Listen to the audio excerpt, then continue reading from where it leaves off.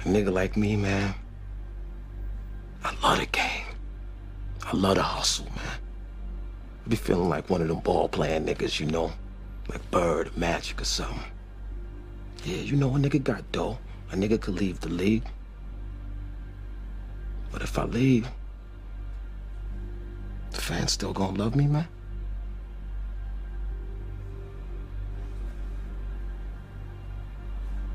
I get love out here in Harlem, man. I done sold coke on these streets, man. Hash, weed, heroin. As long as niggas is feeling it, a nigga like me can hustle it. That's my gift in life, eh? You know?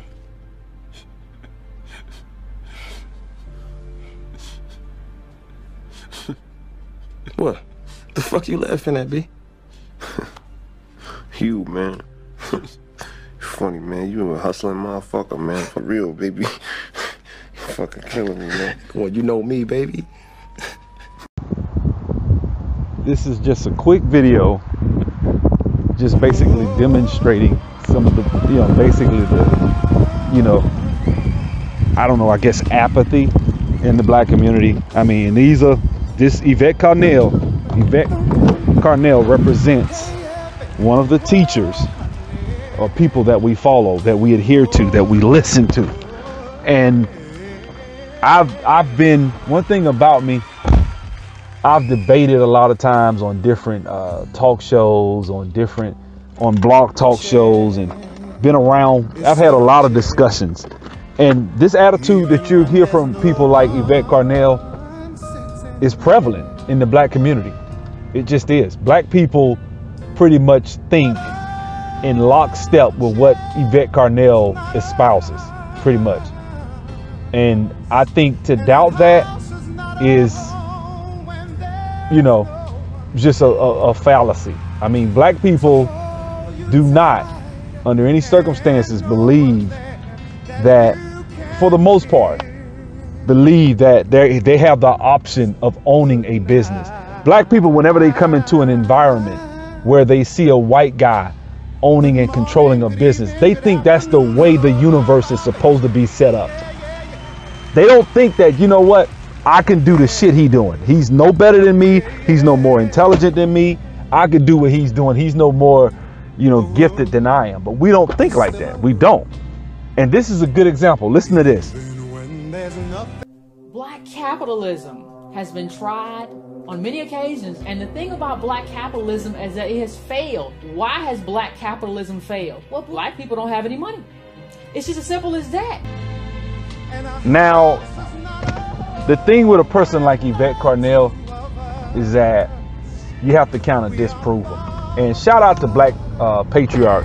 He went and got all these different videos of these different people, and he really broke down the stereotype of that black people are just these helpless individuals that just are at the effect of racism and white supremacy, and we can't go out and have anything. And I know you guys are probably like, damn, is he gonna ever let this black capitalism shit go? Like, why does he keep talking about this? The reason I keep talking about this is because it's not prevalent in our minds. It's not on the front of our minds right now. Black people don't think business. We don't. We're not businessmen. We're not. We're employees. We're workers most of the time. That's just who we are. So yeah, I'm gonna give you examples now. It's quite a few of them. Got them from Black Patriarch, like I said, shout out to the brother. But a lot of these examples are people who pretty much, break that stereotype, and they're not flukes. So it's more than one example. And I could go personally. I've been to Black Enterprise conferences. If you really want to, I did a video why black entrepreneurs should go to conferences. And in that video, I just talk about what the experiences that I had in these conferences and how I dealt with I met a lot of different people. The guy on that video, Why Blacks Are Without Excuse, that's Tyron. I met Tyron. Tyron is grossing millions of dollars a year. Tyron is not, nobody knows about Tyron. He's in the shadows. And there's plenty of black people out here winning. I'm telling you from experience. I'm telling you from what I know, not from what I think or what I believe. This is what I know about black people, because this is what I see us as. I'm an optimist, yes, but it's one thing to be an optimist. It's another thing to actually look at us demographically on the ground and say, okay, this is where we are. This is where we could be. Go to blackdemographics.com. You'll see that black people are 35% of the businesses in the state of Mississippi. So one in 3 businesses in Mississippi are black-owned businesses. So check this out right here.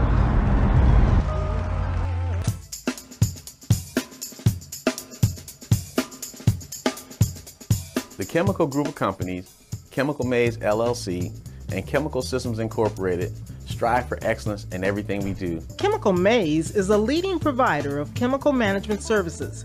Our ability to manage the entire life cycle of chemical products brings sustainable use of chemicals throughout our customers' operations. Our people, systems, and processes make Chemical Maze the industry leader in chemical management services. Chemical Systems is a leading provider of specialty chemicals and industrial coating removal services. Our products and services have established Chemical Systems as a leader in the industrial manufacturing community and have garnered recognition from Fortune 500 companies for our environmentally compliant products and services. Our goal is to ensure that Chemical Maze will be a leader in the industrial manufacturing community. Chemical is more than a company. It's a collection of outstanding team members working towards this common goal of providing the best possible products and services for our customers. A-Rocket is a 53-year-old moving and storage company serving the greater Houston area, the state of Texas, and the continental United States. A-Rocket has a fleet of vehicles. Part of our investment goes back into providing a very new fleet for our customers to provide efficient and very good service for our clients. Our sales staff includes professionally trained relocation consultants. Everything that A-Rocket does is in writing and very transparent. A-Rocket Moving and Storage keeps some of the finest equipment can be found in the moving industry. We are very innovative and always looking the best ways to find equipment so that we can always best service our clients. We are a full-service company that does the packing and also the relocation for some of the major businesses in Houston.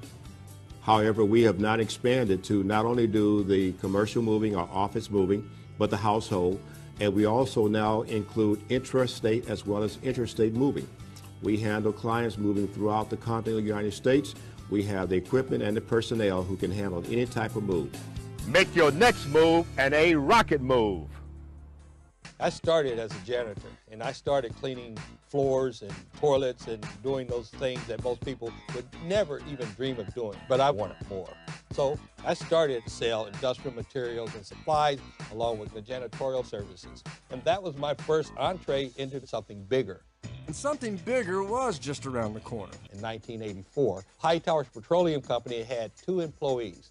That was me and an accountant. From 2 people, we grew 1 contract to being able to manage all over this country. Let's go get it! Let's go get it! All right, let's go. To this day, our business is continuing to have double-digit growth. Last year, we did about $350 million in revenue. This year, we'll probably do closer to $500 million. Founded in 1992, Thompson Hospitality Corporation is the largest minority-owned food service company in the United States, providing meals and facilities management services to customers around the world, with brands like Austin Grill, Marvelous Market, American Tap Room, and BRB Be Right Burger. The company ranks number 6 in Food Management Magazine's Top 50 and number 10 on Black Enterprise's list of top industrial and service companies. Under the leadership of company president Warren Thompson, this award-winning family business earns more than $350 million annually and employs almost 4,000 people. For Warren, business has come a long way from its days of selling hogs on the family farm.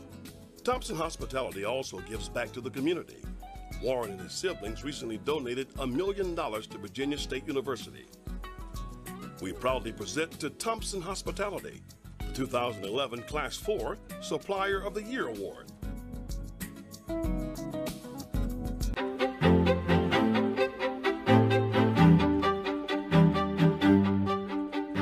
I think that there's a tremendous difference between sight and vision. A lot of people have 20/20 sight, but they do not have much vision. Dr. Picard, he's a real individual. He keeps it real. He jokes around with you at times. I've never seen him without a smile. He greets you. He treats you like you want to be treated. Well, I think that most visionary companies, most companies that are looking to the long-term future of their product in terms of marketing, fully understand that America is becoming a very diverse community and that the browning of America is a reality. We've been Supplier of the Year, and I'm quite sure we will get there once more again because we do quality work and satisfaction to the customers and on time and delivery for shipping because I'm back there. Brown versus the Board of Education, Vietnam, the Great Recession. But one man not only lived through them, he led through them. And by fighting to keep American manufacturing in America, he single-handedly saved hundreds of jobs and made millions along the way. My name is Joe Anderson. I'm chairman and CEO of TAG Holdings, which is a holding company that runs several multi-million-dollar manufacturing companies here in Detroit. I am on my 13th company. I've owned companies that made engine dampers. Another company made temperature sensors for the automobile industry. We own 4 companies who did tire and wheel assembly for Honda. One of the key components to being successful in manufacturing is the people, because you have to have a product that is differentiated in the marketplace as opposed to a commodity. And then you have to have people to make that product with the quality that will allow you to compete in the marketplace. Fair Oaks Farms has been serving up premium custom meats for the past 25 years. The company has supplied sausage and bacon products for McDonald's breakfast menu since its inception, being recognized as the gold standard supplier for the past 5 years. In recent years, however, the company has diversified from its first and largest customer to supply over 30 national and international retail and food service customers worldwide. These customers include some of the world's leading food industry customers, such as Walmart. Fair Oaks Farms relocated to Pleasant Prairie's Lakeview Corporate Park from Chicago in 1991. Fair Oaks Farms was acquired by President and CEO Michael Thompson in 2003. And since that time, the company has grown from 100 to 300 employees, and revenues have increased significantly. In 2005, a second Pleasant Prairie facility was added to accommodate expanded operations, providing more than 120,000 square feet of production space. We're going to build a heck of a facility here. It's going to be a state-of-the-art 155,000 square foot facility, employ folks who can raise their families, good benefits, good salaries. It'll be a building that you're proud of. 1, 2, 3. I am a full-service food distributor that services about 500 restaurants between Northeast Ohio and Western Pennsylvania. When I bought the distribution rights for Pennsylvania, we had a choice to either locate our business, retain it in Ohio, or take it to Pennsylvania. And the state made it very, very attractive to retain the business here. I mean, to the point where this is where our home base is going to remain. Gene Waddy, Diversant. For Gene Waddy, diversity equals strength. In 2005, Gene started Diversant as an IT staffing company focused on diversity. His strong work ethic has grown the company from a local operation to a national player in 5 short years. I can outwork just about anybody. I will continue to come back and back and back. Every no that I get from a client puts me one step closer to that yes. Gene's belief that thoughtful conversations lead to innovative solutions has resulted in Diversant's streamlined delivery model. Now operating in 35 states, Diversant is growing, powered forward by Gene's entrepreneurship. We're not just looking for hourly people. We want people who have some dreams. If they have some dreams, we want to try and help them fulfill those dreams here at New Horizons. Across the street from my office here, there are 8 flour cars. Each one of those cars holds 200,000 pounds of flour. So that says at any given time in a week, we've got 1.6 million pounds of our largest and biggest used raw material sitting right across the street. Brand new oven and proof box. We built a separate building for it, all energy efficient. As a matter of fact, the exhaust from the oven powers the needs for our proof box, our boilers, and our tray wash machines. Never done before in our industry. We're centrally located. We can be on the interstates very, very quickly. We have a fleet of trucks that run every day to many of our McDonald's restaurants. The abundance of the workforce here in the greater Norwalk area has been phenomenal. You can tolerate the conditions in a bakery for more than 3 or 4 weeks, you can make it. The most positive impact Grace J. Russell in making this move has been both internal and external. Internally, our employees have enjoyed being a part of a new environment and a fresh environment. And externally, we also have clients who see that Russell is moving forward and continuing to grow its legacy. One of the things about moving into this location here, we've compressed the company into 13,000 square feet. It's created a more collaborative workspace. I think it's really a great place to hold meetings. Hello, my name is Charles Chuck Sanders from Pittsburgh, Pennsylvania. I'm the president, CEO, and founder of Urban Lending Solutions. And really what Urban Lending Solutions does is provides real estate information to lenders. When I see Urban Lending Solutions, get awards or recognized in Black Enterprise Magazine and Smart Business and, Inc. 400, 500s. And it's really, I'm very proud because I know that the same kids that are growing up in my neighborhoods, which might, can say, I can do this, we can do this. We can become, the next Fortune 500 company. Advantage Management Group, our mission is to become the premier long and short-term skilled nursing facilities in the country, not only in Michigan, but across the country. Out of the 450 nursing homes, we worked in 300 of those. And we also worked in 13 other states. So we've worked in a lot of facilities helping the entire industries. I've been here since 1991, and I enjoy being here very much. Thank you, AMG. And I have the pleasure today to be speaking with Mr. Amos Otis, founder and CEO of Sobran Incorporation. How you doing today, sir? Very good. Thank you very much. Sobran is the gold standard in mail screening, adopted by government and commercial clients nationwide. We pick up mail at a location of your choice at the time of your choice. It could be from your office, distribution center, or directly from the post office. At that point, the mail enters the Sobran chain of custody and threat screening begins. Once at our facility, our team unloads the mail and takes it directly to a secure area. At no time is customer mail mixed together. We work in a custom-built negative pressure shelter. It is equipped with HEPA filtration engineering controls and containment systems and ensures a safe work environment for the screeners. We monitor the screening process to ensure proper operations and make sure we have a visual in case of emergency. We record all screening activity and can review footage with clients as needed. The entire process can take as little as 30 minutes, depending on the volume. Mail can be back to your office that same day. We tailor our screening to your needs, and we are your partner from start to finish.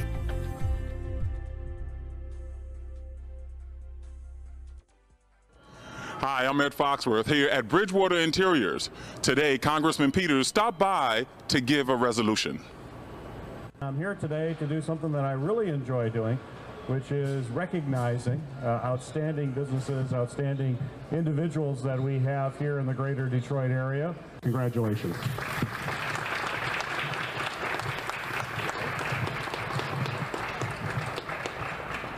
We got a chance to catch up with Ron Hall Jr. to find out what Bridgewater Interiors was up to get this award. So the company is 16 years old. We've been in operations for 15 years, beginning at this facility. The Detroit facility is the original plant, is the headquarters building, and presently here we produce seating systems for 2 General Motors programs and 1 Ford Motor Company program. The company is Black-owned. We're one of the largest African-American-owned companies in the country. We're very proud of that. Former social worker Willie Johnson teamed up with aerospace giant Lockheed Martin with a simple plan: put the people of Philadelphia to work using new technological solutions to old problems. The first year we did emergency medical services in the city of Philadelphia, we gave them $10 million that they never had before. And that's a product that we took around the country. And what we found that there are industries like the life science industry and the pharmaceutical industry. One of the things we liked about life science is that the jobs of the future are there. The future was Merck, with 18 months of negotiations and $19 million toward due diligence. Johnson and his team took a huge gamble acquiring Merck's Cherokee Pharmaceuticals manufacturing plant. PRWT took over the pharmaceutical plant on January 1, 2008, in a deal worth an estimated $100 to $200 million. Now with nearly 2,000 employees, PRWT has gross revenues of $167 million and is ranked 25 on the BE100's industrial services list. Our company has actually been in business since 1975. We're a food service company. We operate mostly in historically black colleges and universities. We're responsible for feeding the kids. We operate in 8 different states. We have about 490 employees. Gourmet Services has been establishing new standards in food management for over 40 years. As the largest wholly owned minority food service management company in America, all of our food service solutions are created and delivered with impeccable adherence to health standards, culinary excellence, and sustainability. Gourmet Services. Brooklyn native Vinnie Johnson remains one of Baylor's greatest basketball players of all time. A 2-time NBA champion with the Detroit Pistons, his hard work and dedication to the people of Detroit has remained long after he completed his career as a professional athlete. He opened a business in inner-city Detroit's empowerment zone to help improve the lives of those in the community. Vinnie's business savvy helped his companies weather the economic downturn that has been so difficult on the Motor City. While the company maintains its headquarters in Detroit, Vinnie's business operations have expanded to Missouri, Kentucky, and Ohio. In consecutive years, Inc. magazine named the Piston Group a top 5 inner-city business out of 4,500 nominated companies. Welcome to SET Enterprises. This is our new Jackson, Alabama state-of-the-art facility, built as our southern strategy to service all of our customers here in the South. I am proud of all my employees and all of those that had everything to do with making this happen. We look forward to servicing all of our customers with this new facility. Thank you, and welcome to SET, Alabama.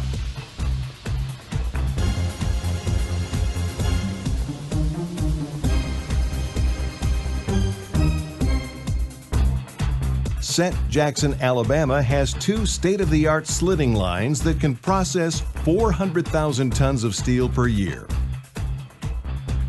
Our light gauge slitting line is capable of processing up to 72-inch wide coils weighing up to 60,000 pounds. Our heavy gauge slitting line is capable of processing up to 74-inch wide coils weighing up to 80,000 pounds. We have 6 locations strategically located to serve our customers: Chicago, Illinois; Detroit, Michigan; New Boston, Michigan; North Vernon, Indiana; Warren, Michigan; and Jackson, Alabama. T-Lab's 2015 Trailblazer Award winner is Mr. David L. Stewart, founder and chairman of Worldwide Technology, the largest African-American-owned business in the United States of America. As chairman, Mr. Stewart drives Worldwide Technology's major growth and strategic initiatives. Worldwide Technology, founded in 1990, is headquartered in Maryland Heights, Missouri, and grew from a small product reseller into a global systems integrator with nearly $7 billion in annual revenue. Worldwide Technology serves the technology needs of large public and private organizations globally. He could never have imagined the life he shares with his wife of nearly 39 years and 2 adult children. There is no way any of this success could have ever been possible without her, he said. Marrying her was the best contract I ever signed.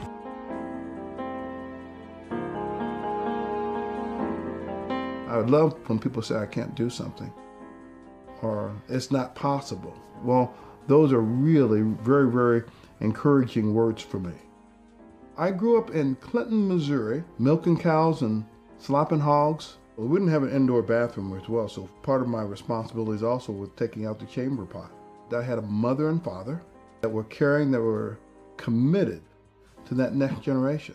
And as I began to think about what does the future hold, I wanted to be a part of the technological revolution that was going on, because I knew that if I could be a part of that, I could be a part of reshaping, redefining business and the way people did business. Hello, thank you for taking a few minutes to learn more about Worldwide Technology, our expansive capabilities, and powerful strategic partnerships. Worldwide specializes in delivering and supporting advanced technology solutions in the areas of data center and virtualization, mobility and borderless networks, unified communications, and security. Now, as you can see, most of these businesses are flourishing without the benefit of having access to the $1.2 trillion of spending, discretionary spending that African Americans have at their disposal. What would happen if integration hadn't happened? What would happen? Look, I'm of the mindset that 99% of what the government touches fails. That's just me. That most of what they touch fails. I mean, from the mail, U.S. mail, the Amtrak, the government is not as efficient as a business. For every one GM, you got so many different other firms, and I mean not firms, but different situations where the government has failed and dropped the ball. GM was only the one company, because they knew what it looked like to have bailouts in the government. They went out their way. I will give GM credit, but that was the private sector trying to hurry up and get out from under the thumb of the government. That's what they were trying to do. So for the most part, black people, let's look at education. When the government touched education and started making student loans and grants, a child could graduate high school, get a job at a fast food restaurant, work and pay their way through college and graduate debt-free. Now, you'd be glad if a child can get through a junior college debt-free, let alone, college, 4-year college. I don't give a damn if it's some little cheap online college. It's still $7,000, $8,000 a semester. It's ridiculous. But that's where we are right now. Why did we get there? Because the government tried to help. I think that the government can't do what we can do as individuals. I believe in the individual. I believe that we as individuals are more efficient. I believe that because you're going to take pride in your own shit, man. Black people are. The government, let's be honest, most of the tax dollars that they give to black people are for programs not even necessary for black people. They're pretty much for Mexicans, whites, Asians, then black people. But anyway, most of these programs that you see where black people are being, are touting or espousing as being the greatest thing since sliced bread, most of these programs are pretty much, on their last leg. And these programs, like for example, welfare, Section 8, most of them, what happens? The government sends, for every tax dollar we spend, I'm willing to say, I saw some statistic, I think it was like 65% of it goes to administrative tasks before that last 35% or 35 cents of every dollar is released to do what the actual program is for in the first place.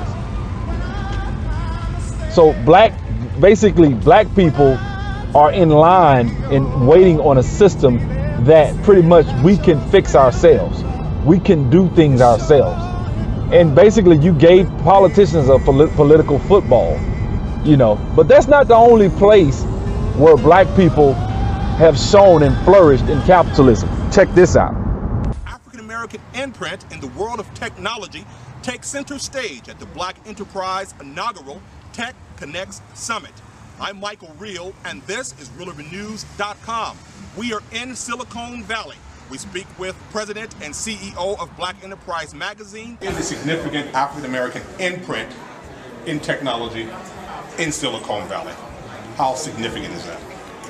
so significant that they did an article, I guess, on some show. They said there were no African American businesses in Silicon Valley, and that's kind of the impression that most people around the country have, but that's not true. I work at Rocket Fuel. We are a tech company here in Silicon Valley, and I run the philanthropy program. I've been with Rocket Fuel for 6 years, and I'm a black woman in tech, and we do exist. We're looking for more.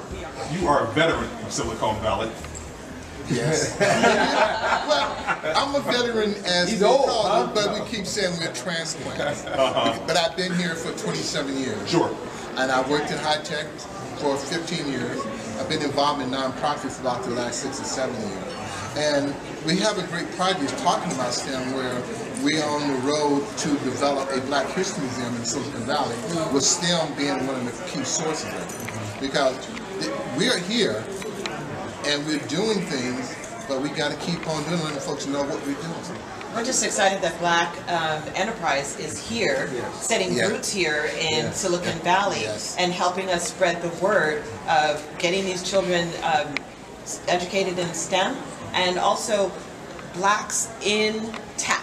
We just got to spread the word. Blacks are here in tech, and we want more. So that's the Silicon Valley. So that's the slogan. Blacks in tech. Blacks in tech. Well, for me, blacks in tech. Blacks in business. Blacks in tech. Yes. Blacks in business. Yes. So, I mean, look, wherever you look, African Americans are excelling. They did the tech conference. I was actually supposed to go to that. I wanted to go to the tech conference, but I got sidetracked with some things that weekend, and I was going to try to go. Actually, you have to pay for it in advance. It's like, I forget how much it costs, but I challenge you to go to these conferences before you say black capitalism is dead. Yvette Carnell won't go to these conferences. If she does, they don't exist, but she'll be out there with the Jews and the liberals, you know, listening to what they got to say so she can come feed you guys. My thing is this, man, like, I'm getting tired of, like, the excuses in our community from us as a people. I think it really bogs us down. I think we can succeed. Most of these black businesses, if you listen to them, one guy said he started, you know, I remember he was on a show, How I Made My Millions or something. This guy was basically the guy that had the cleaning company. The petroleum company. That guy said he started cleaning toilets, man. Look, man, I'm gonna give you guys a nugget. And I'm gonna give you a nugget. This is the thing. If you know how to manage your money, if you literally live on less than you make, look, man, you can't be stopped. I'm being dead, and I know you're like, oh, that's bullshit. No, if you can live on, let's just say 90 cents of every dollar, you're doing probably not 99, but probably, I would say literally 2/3 to 70%, 7 out of 10 of Americans, not African Americans, because you talking about African Americans, you're going way up in the damn 90s. But if you can live on 90 cents of every dollar, which is very easy, you won't even miss 10%. But most of us don't do that. That's the problem. If you do that, you're gonna always have a chance. Always. You're not gonna be held back. Nobody can hold you back forever. Nobody can. I mean, look at this brother here. This young brother, these people are getting franchises and stuff like this. Check this out. Meet Andrea Harris, the youngest franchisee of Papa John's Pizza. A 2008 graduate of Jackson State University, Harris has cooked up quite a resume. After serving in the Iraq War with the U.S. Army, Harris became a successful entrepreneur by investing in real estate in Florida. Part of his portfolio has come from wise stock investments. Harris believes he has the right team and ingredient to keep Papa John on the rise for quite some time. I think ownership is just so important. I like to say ownership matters. So I tell people to own something, especially in our community, and so that's really important. My corporate background is in project management, and I always wanted to own my own business, and this was an opportunity for me to do so. Like I said before, I really wanted to make an impact in the lives of many, and this gives me an opportunity to do that for so many people, because they come in and they're looking to really increase their health and their wellness and their fitness, and we want to be able to help them meet those goals. And so this was really the perfect opportunity for me. Spoke with my husband, and he said, yeah, I think that Workout Anytime business might be, pretty good for us. So this was really a perfect opportunity and the right decision for us to make. We've been open for a month, and it's been wonderful. We've gotten great reception from the community, from the residents here in Powder Springs, from the city of Powder Springs. Right now, we're right at about 600 members. We started at about 180 during pre-sales, and we've quickly ticked up the numbers over the last month, so it's been really, really awesome. Today we're doing the Business Roundtable, the third year we've done it.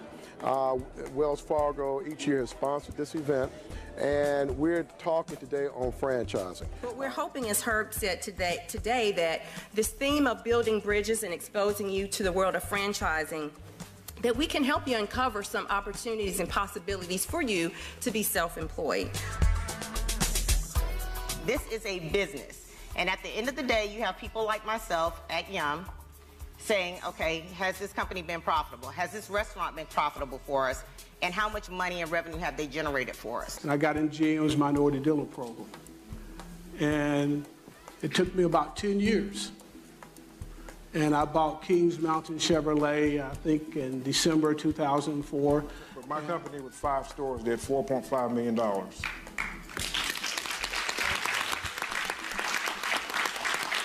And I think that's not bad for a guy who used to drive trucks for a living. So I want them to be able to go out there charged up to say, hey, I can achieve this because I've met somebody else who's doing it, and they've kind of given me a roadmap on how to do it. Thank you.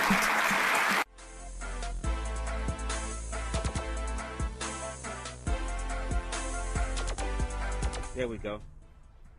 Grocery outlet. How y'all doing? This is Chief X, and I'm here at, what's the name of your store, young lady? Grocery Outlet. The Grocery Outlet.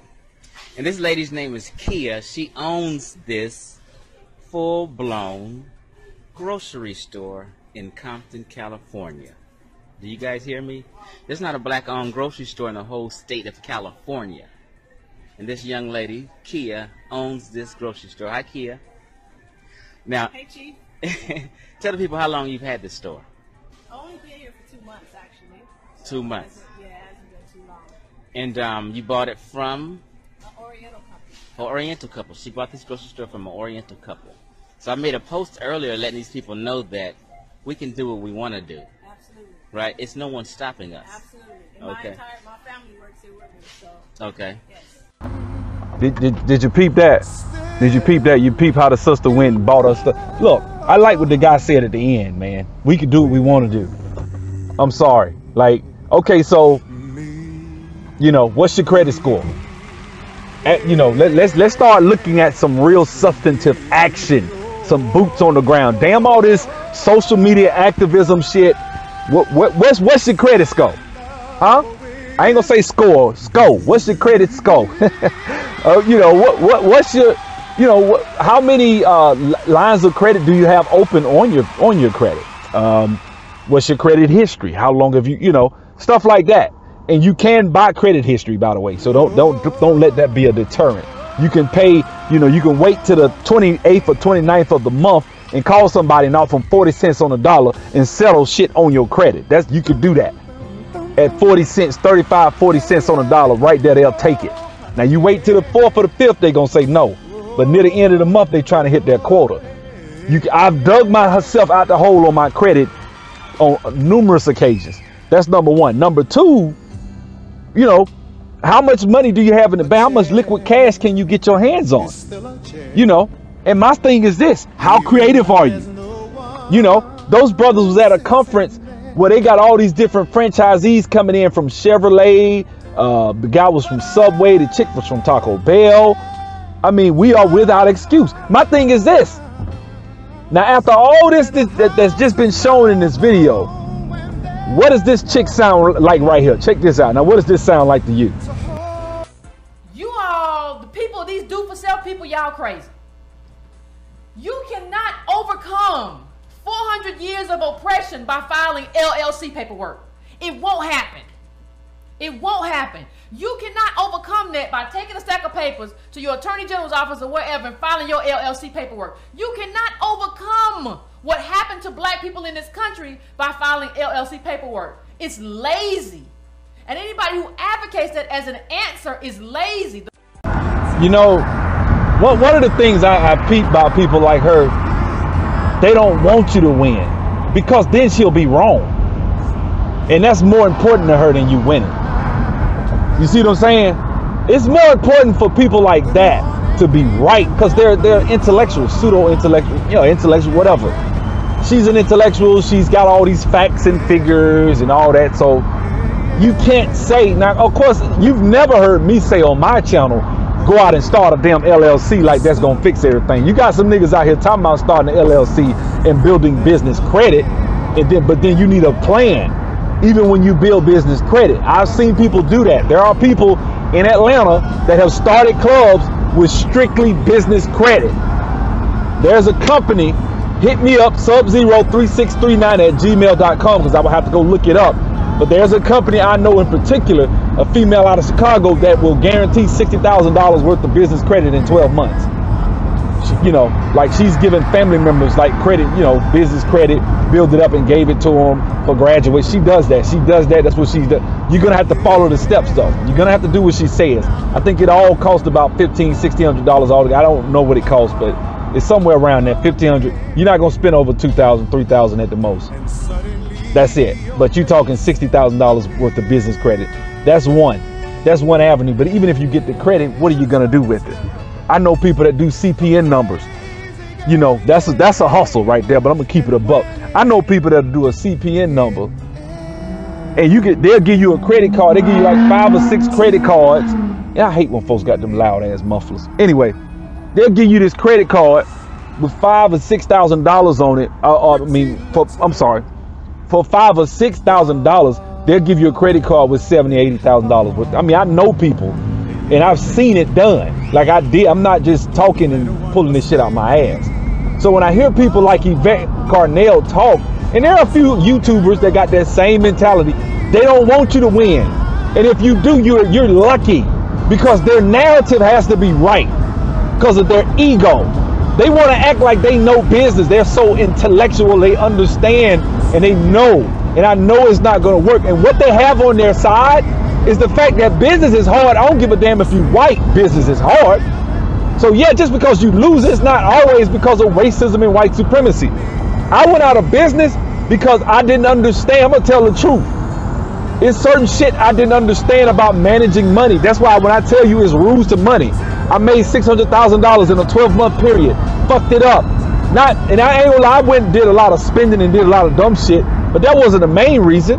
Management, money management. I was living off the money, which is never good. That's the shit I'm talking about, man. Like, we gotta realign our mindset and get away from this mentality of, you know, we lost because of racism and white supremacy. No, you can lose because you might just don't know what the fuck you're doing. That's part of it.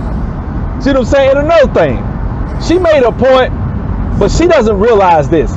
Black people, when they get in these positions of power, will in turn, like myself, I got videos where I went back and showed you where I went back and tried to help people. I could do a hangout with 1 or 2 brothers that'll show you, that'll vouch for me and won't say, okay, he lying, he fronting. No, I really I ain't gonna say went broke, but I dang sure made a sacrifice trying to help other brothers. Have done it. So when she talks about most of these black people that get into these positions, exploit black people, check this out right here. Check this out. First of all, I'm gonna show you where people are helping people. Now I want you to check her out. George Hill, one of the things that came out in our early conversation was this real desire, deep desire, intimate desire to focus the business, but included in that focus is to help minority people succeed and develop. Diversity is a financial competitive advantage. That's your customer. That's the world you live in. This community where we sit is less than a mile from where George grew up. It's less than a mile from where George went to school. And so a lot of the focus on the community includes identifying people in and from the community many of whom work here. Growing up in Detroit, it's not easy. You're looking at a person here, I don't have a heck of an education. He gave me an opportunity to run his facility. I don't have a heck of an education. He gave me an opportunity to run his facility. I have been given an opportunity because of this community. So therefore, I have to help by hiring people who come from this community. If you show the initiative and inquire and be interested and come to work and do your job, I guess that right there will speak for itself. Well, SET Enterprises has enabled me to start an organization called Real Life 101. So I go into the inner city schools and I look for these students that have major challenges, and I try to find a way to give them an opportunity to choose the path of education, make sure they don't fall prey to the horrific statistics that haunt our African American males. As you get older, you realize the value of life, that you have an obligation to reach back and give back. There are those out there that may not have had the same opportunities that you've had. That doesn't mean that they don't aspire to do better. They just need a chance, like that was given me.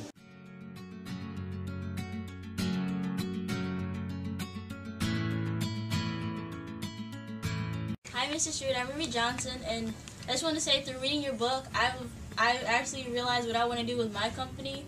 So thank you for that. And what advice do you have for an owner of a small startup company?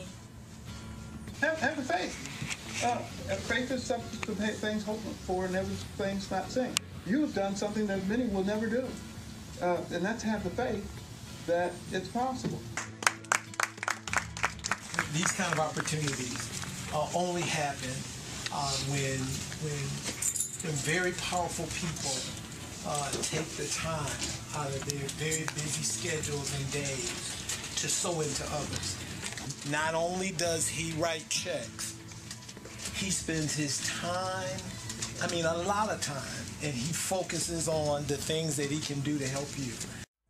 The benefit to that low-skilled worker is that he would have a job in the first place. And having a job in the first place means that you're able to gain skills that will make you a more valuable worker in the future. And that's how most of us move up the economic ladder. We get on-the-job training. That is, we start out not very skilled at all, and we get a job, and then we improve ourselves and get a higher wages. And the dramatic example of that is intern. What is an intern? An intern is a low-skilled doctor, and so he has to do all kinds of drudge work at a hospital, and he's on the job. He has a job. He's gaining experience. He's learning from others, and ultimately becomes a doctor, and he earns a higher wage. And so I want you to think about and really look at what it takes to be a capitalist. And really look, most of the black capitalists that we have right now, they're exploiting other black people. So I want you to really look at what it means to be a capitalist and really ask yourself if black people are a good fit for that. Now, I put Walter E. Williams at the end because I wanted to show you, how to have the right mindset. And the other woman, that was a female that was talking, she said, you have to have the initiative. Powerful words. Because you have to take the initiative. If you want something, if you want to be better in life, you have to take the initiative. If you want to earn more money than $10, $12 an hour, then you need to take the initiative to study Salesforce, which is what I've been trying to offer on this channel. Salesforce, which will pay you $40 an hour, first job. It's nothing. It can be done. If you want to own a corporation or business that funnels in thousands of dollars a day or a week or whatever, profit or net, then you need to take the initiative to first find out, okay, what are some ways? See, let me tell you something, man. Like, this is the thing about black people that I think we have an opportunity, and not everybody's gonna take advantage of it. Not that many, but I'm gonna say this is the opportunity. If you're raising a child, that is the most powerful position to be in. You may be broke as a parent. You may not have two nickels to rub together. But what you tell that child is one of the most powerful things you can have. What you challenge that child to rise up, to become, what you instill in that child is the most powerful thing. And I love my dad. My parents got divorced. I didn't see my dad Monday through Sunday like everybody else did, but damn it, I'd be damned if he didn't have an impact. I'd be damned if he didn't instill and live some shit. I saw him, and he never got there. He never succeeded, but he tried. He gave it all he had, and he went for it. Whatever he wanted, he went for it. That was freedom. And I saw that shit when I saw it. You remember the movie Braveheart? When his dad, he had a little vision, his dad had been killed and all that shit by the dude Longshanks. He said, man, your heart is free. Have the courage to run after it. You know what I'm saying? Like, you gotta have some shit on the inside, man. And if your parents didn't put it in you, go get it, man. I'm your damn drill sergeant. Where are you? What are you doing? Get off your ass and go get it, man. We ain't got no excuses as black people. I'm tired of this shit. I'm tired of people like this right here. Check this out. The most of black capitalists that we have right now, they're exploiting other black people. See there? Warped mindset. You know, but there's a problem. There are places like DeSoto, Texas, where affluent black people have come together and they're doing well. Check this out right here. South of Dallas and west of I-35, 51,000 live among the large homes and rolling hills of DeSoto. That's something very familiar to DeSoto Mayor Carl Sherman. Since 2000 to 2010, there has been a large migration of African Americans to North Texas, and many of those have chosen to live in the city of DeSoto. The U.S. Census says 68% of people in DeSoto are black, compared with 25% in Dallas and 19% in Fort Worth. The median household income is $60,000, higher than the state average and the city of Dallas. Citizens literally get out of the car and they take pride in their community. They pick up the trash along with our employees. Have a beautiful community, and there is so much opportunity here. African Americans also run 55% of businesses in DeSoto. African Americans also run 55% of businesses in DeSoto. 55% of businesses in DeSoto. We're in DeSoto, Texas today.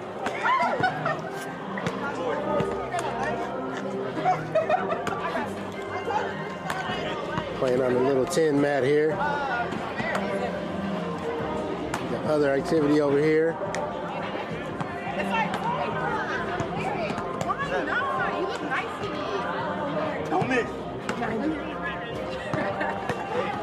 I'm about to get hit by a car, but that's all right. I died playing the game of cans.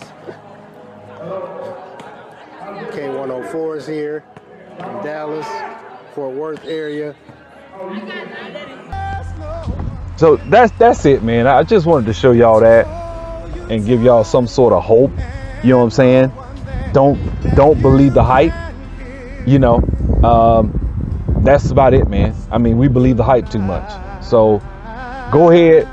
I'm challenging everyone that is a listener, that is a subscriber. What are you doing? What are you building? If you, every black person, we fucked up, man. It ain't enough of us. There aren't enough of us that are succeeding, that are in the positions of power like these people I just showed you. So we need to put ourselves in those positions. You know, you know, I just showed you black manufacturers. I didn't even think they existed myself, man. Once again, shout out to Black Patriarch. I didn't even know we had black manufacturers. I didn't think we had one. That's how fucked up I think even my mind. I'm sorry. I've been drilled with people like Yvette Carnell growing up so much. I heard that shit growing up from black Democratic leaders, because that's who we put 90% of our stock in. So that's who we need to hold accountable. But that's another video. But the thing is, we've had that shit drilled in our head so much. No black people have power. No black people. Look at these people with 8,000, 7,000, 3,000 employees. And I'm talking, look, I know a couple of other people myself in my own personal circle of influence that are actually employing that amount of people that aren't in this video, that aren't there. Go on the BE 100, go on the Black Enterprises and look at these people and see what they're talking about. And then you'll be able to understand the real truth, man. Have a blessed day. I'm not saying go be poor. I'm saying find a way to get rich. Find a way to get rich. Find a way to get wealthy. That's all I'm telling you. And in this country, you could do it. But you got to change your thinking. Stop listening to broke people. So my advice to you in the last 25 minutes, go start your own business. Okay? Don't quit your job. Okay? Do what you got to do. Get that paycheck. And then take that paycheck and fund your own business. America wants you to be an entrepreneur. We're getting our butts kicked right now by China. Because why? We have no entrepreneurs. Schools have beat up entrepreneurs. Schools have talked down about entrepreneurship. School teachers are telling kids, you know, go to school, get an education, get a good job. But you can't get a good job if there's no job. You be telling kids, go to school, get an education, start your own business. Whatever happened to that? That's what made this country great. Somehow we got off track. So do what you need to do. Stop making excuses about your skin color, your lack of education, your financial situation. Stop using God as an excuse. I'll see you at the top because the bottom is too crowded, baby. It's too crowded. Let's go. We can make this happen. Our family is dependent on us. Our country needs us. The next generation needs us to win. Go freaking win. And so I want you to understand, and I don't understand how you say to me, well, Yvette, you know, we can be capitalists just like them. No, we, like a lot of us are good and decent people. I think you have to try to figure out who you are.